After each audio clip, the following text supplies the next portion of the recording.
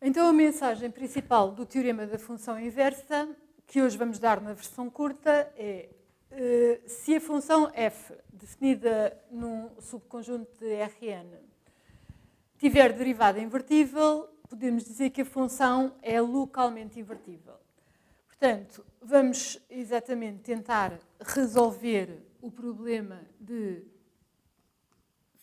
desfazer o que f faz. Portanto, se f pega em x0 e converte em y0, portanto, o nosso objetivo, com um ponto em Rn, o nosso objetivo é verificar se existe a função g, também vetorial, que, composta com f, consegue voltar ao ponto inicial, não é? Portanto, a ideia será desfazer com g o que f faz.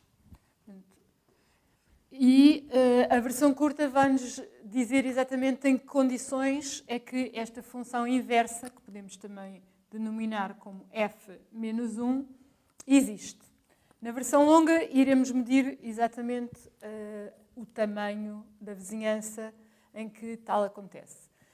Portanto, o que é que nós temos que ter como condições? Temos que ter a condição de que, portanto, isto são as hipóteses, se f é de classe C1 em W e a derivada de f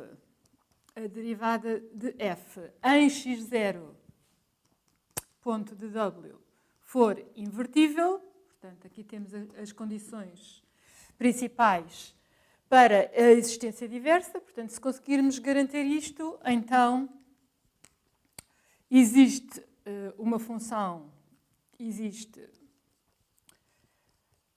localmente. Portanto, aqui é sempre, só conseguimos dizer que existe localmente a função g,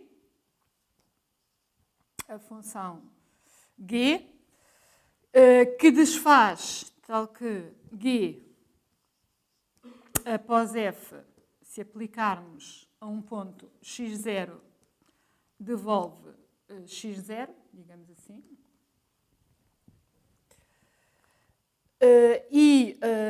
Esta derivada, com derivada também, portanto, a função g também tem derivada de classe C1, com derivada em C1 definida num local que depois a versão longa nos vai dizer qual é o seu tamanho, e a derivada desta função inversa em, obviamente, y0, certo? Portanto, definida em y0, é dada pela derivada, portanto, isto aqui já é da regra da cadeia. Portanto, se aplicarmos regra da cadeia a esta derivada, vamos ter a conclusão que a derivada de g é dada por a derivada de f em x0 inversa.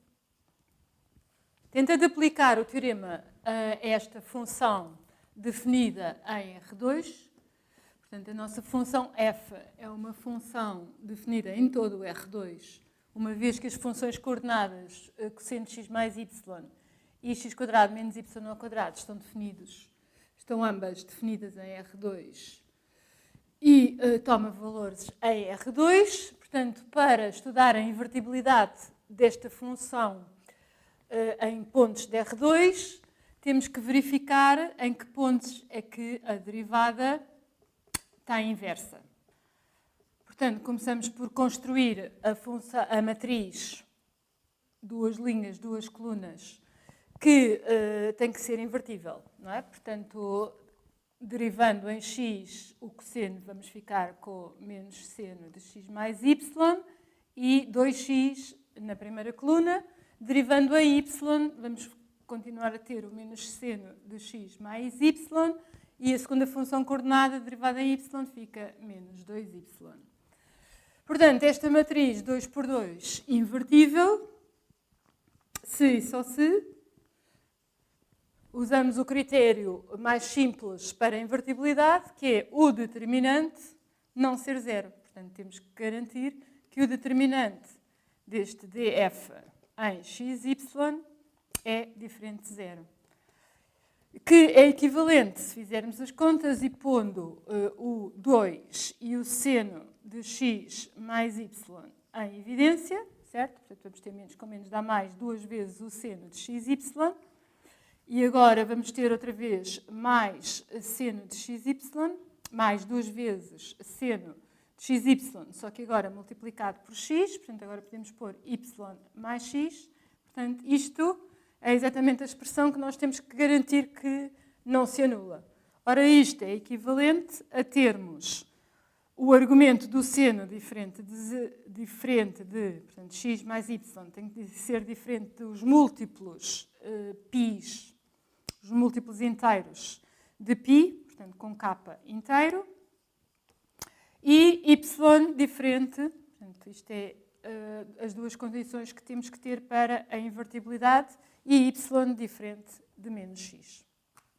Então, num ponto específico de R2, por exemplo, no ponto π sobre 2, 0, que verifica ambas as condições da invertibilidade, o que é que nós podemos dizer? Podemos dizer que o determinante não se anula, portanto, temos a função inversa.